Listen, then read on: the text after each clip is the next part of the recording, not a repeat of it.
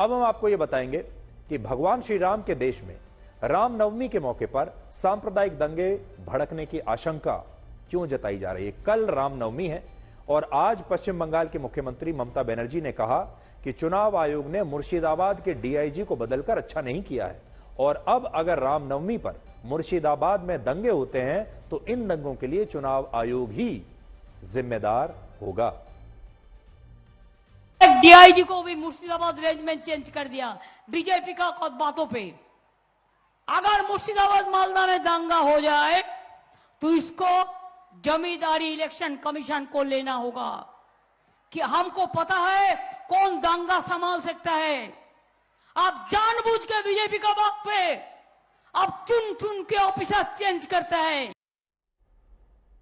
रामनवमी का त्योहार इसलिए मनाया जाता है क्योंकि इस दिन भगवान श्री राम का जन्म हुआ था और अब तक रामनवमी के त्योहार पर हमारे देश में मीडिया की हेडलाइन कुछ इस तरह से होती थी कि रामनवमी का त्योहार देश में हर्षोल्लास के साथ मनाया गया। लेकिन आज हेडलाइन यह है कि देश में रामनवमी के त्योहार से पहले दंगे भड़कने की आशंका है और यहां बात सिर्फ रामनवमी की नहीं है, सिर्फ एक धर्म की ही हम बात क्यों करें। हमारे देश में अब हर त्योहार को लेकर, चाहे किसी भी धर्म का हो, राजनीति के हिसाब से उस त्योहार का इस्तेमाल किया जाता है। हर त्योहार एक राजनीतिक प्रोडक्ट बन गया है, हर त्योहार का राजनीतिकरण हो चुका है और यही वजह है कि अब ईद से लेकर दिवाली और रामनवमी के मौके पर देश में सांप्रदायिक दंगे भड़कने की आशंका जताई जाती है, चाहे किसी भी धर्म का हो। यह सब इसलिए होता है क्योंकि हमारे देश में अब त्योहारों का पूरी तरह से राजनीतिकरण हो चुका है। उदाहरण के लिए अकेले ममता बनर्जी पिछले एक महीने में अपनी 4 रैलियों में रामनवमी पर सांप्रदायिक दंगे भड़कने की आशंका जता चुकी है। वो बार बार ये कह रही हैं कि इस बार रामनवमी पर दंगे भड़काने की कोशिश हो रही है, जबकि हकीकत में ऐसा लगता है कि दंगों की इस आशंका के पीछे मुस्लिम वोटों की आकांक्षा छिपी हुई है। ममता बनर्जी का आरोप है कि चुनाव आयोग ने मुर्शिदाबाद के डीआईजी को इसलिए हटाया है क्योंकि चुनाव आयोग पर बीजेपी का दबाव था। लेकिन अलग अलग रिपोर्ट्स में यह दावा किया गया कि जिस डीआईजी को हटाया गया उसके खिलाफ मुर्शिदाबाद से कांग्रेस पार्टी के ही सांसद अधीर रंजन चौधरी ने खुद चुनाव आयोग को शिकायत की थी। अधीर रंजन चौधरी का आरोप था कि मुर्शिदाबाद के पूर्व डीआईजी चुनावों में टीएमसी की मदद कर सकते हैं और इसी के बाद चुनाव आयोग ने यह फैसला किया और इससे पहले भी चुनाव आयोग चुनावों से ठीक पहले बड़ी संख्या में ऐसे सरकारी अफसरों को उनके पद से हटा देता है, ट्रांसफर करता रहता है जिन पर यह आरोप लगता है कि वो मुख्यमंत्री के नजदीकी हैं या किसी खास पार्टी के नजदीकी माने जाते हैं। उन्हें यह पहली बार नहीं हो रहा है, ऐसा अक्सर होता है। ऐसा उत्तर प्रदेश में भी हुआ है, दूसरे राज्यों में भी हुआ है जहां बीजेपी की सरकारें हैं। लेकिन ममता बनर्जी ने इस पूरे घटनाक्रम को रामनवमी और सांप्रदायिक दंगों से जोड़ दिया और आरोप है कि ऐसा शायद उन्होंने इसलिए किया क्योंकि दंगों से मुर्शिदाबाद जैसे लोकसभा क्षेत्रों में वोटों का ध्रुवीकरण बहुत आसानी से हो सकता है। मुर्शिदाबाद जिले में मुसलमानों की आबादी 66.3% है, यानी मुर्शिदाबाद में जो मुसलमान हैं वो बहुसंख्यक हैं और हिंदू अल्पसंख्यक हैं, जबकि हिंदुओं की आबादी इस जिले में सिर्फ 33.2% है। बड़ी बात यह है कि मुर्शिदाबाद क्षेत्र में जो बहरामपुर लोकसभा सीट आती है, जहां 66% से ज्यादा मुसलमान रहते हैं, वहां पिछली बार कांग्रेस के नेता अधीर रंजन चौधरी ने टीएमसी को चुनाव में हरा दिया था और वो वहां से सांसद बने थे। और यही वजह है कि इस बार ममता बनर्जी ने पूर्व क्रिकेटर यूसुफ पठान को मुर्शिदाबाद क्षेत्र में आने वाली इस बहरामपुर सीट से अपना उम्मीदवार बनाया है। अधीर रंजन चौधरी के खिलाफ इस बार यूसुफ पठान चुनाव लड़ रहे हैं और उन्हें इस बार बहुत कड़ी टक्कर देंगे, यह मैं आपको बता सकता हूं। लेकिन सोचिए, जिस बहरामपुर लोकसभा के नाम में ही राम है, बहरामपुर में राम नाम छुपा हुआ है, वहां रामनवमी पर ही दंगे होने की आशंका जताई जा रही है। मुर्शिदाबाद की तरह ममता बनर्जी को मालदा में भी रामनवमी पर दंगे की आशंका है। लेकिन एक तथ्य यह भी है कि पश्चिम बंगाल में मुर्शिदाबाद के बाद सबसे ज्यादा 51% मुसलमान मालदा जिले में रहते हैं और पिछली बार मालदा उत्तर और मालदा दक्षिण दोनों लोकसभा सीटों पर ममता बनर्जी की टीएमसी चुनावों में हार गई थी। मालदा उत्तर में कांग्रेस जीती थी और मालदा दक्षिण में बीजेपी ने टीएमसी को हराया था।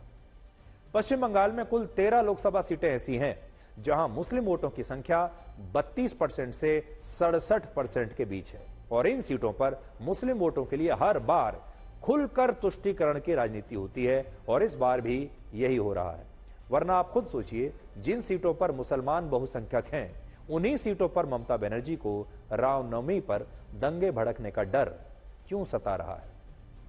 तो एक जवाब तो इसका यह है कि सब कुछ राजनीति की वजह से होता है। इस बात को आप इन तस्वीरों से भी समझ सकते हैं जो पिछले साल की हैं, जब पश्चिम बंगाल के हावड़ा में रामनवमी पर दंगे भड़क गए थे और ममता बनर्जी ने कहा था कि रमजान के महीने में मुसलमान कुछ गलत नहीं करते और मुस्लिम इलाकों से हिंदुओं को रामनवमी की शोभा यात्राएं नहीं निकालनी चाहिए। একজন গুন্ডা বলছেন, টিভিতে রেকর্ড আছে, রামনবমীর দিন যা অস্ত্র পাবো নিয়ে বেরোবো, দেখবো কে কি করতে পারে। আরে তোর যা অস্ত্র তুই তাই নিয়ে যা, আমি রামনবমীর মিছিল আটকাবো না। কিন্তু মনে রাখো, মিছিল আমরাও করবে, তোমরাও করবে। রমজান মাসও চলছে, রোজার মাসও চলছে। একটা মুসলিম এরিয়ায় গিয়ে হামলা করলে মনে রাখো তার বিরুদ্ধে আইনত পদক্ষেপ নেবে। पिछले साल हुए इन दंगों को देखते हुए पश्चिम बंगाल की पुलिस ने इस बार हावड़ा के मुस्लिम बाहुल इलाकों से हिंदुओं को रामनवमी पर शोभा यात्रा निकालने की अनुमति नहीं दी थी और उन्हें शोभा यात्राओं के लिए एक वैकल्पिक मार्ग का सुझाव दिया था और कहा था कि इन शोभा यात्राओं में 200 से ज्यादा लोगों की भीड़ नहीं होनी चाहिए। लेकिन इसके बाद यह मामला कलकत्ता हाईकोर्ट पहुंचा और हाईकोर्ट से अब इन शोभा यात्राओं को अनुमति मिल गई है और अदालत ने कहा है कि अगर पुलिस 200 लोगों की भीड़ को भी संभाल नहीं सकती तो उसके पास कहने को कुछ नहीं है और पुलिस केंद्रीय सुरक्षा बल की मदद ले, लेकिन इन शोभा यात्राओं को पुलिस को रोकना नहीं चाहिए। और आज यही मुद्दा प्रधानमंत्री नरेंद्र मोदी ने भी उठाया और कहा कि हाईकोर्ट के फैसले से सत्य की जीत हुई है और रामनवमी के उत्सव के खिलाफ टीएमसी का षड्यंत्र हार गया है। ये पहली रामनवमी है जब अयोध्या में भव्य राम मंदिर में राम लला विराजमान हो चुके हैं।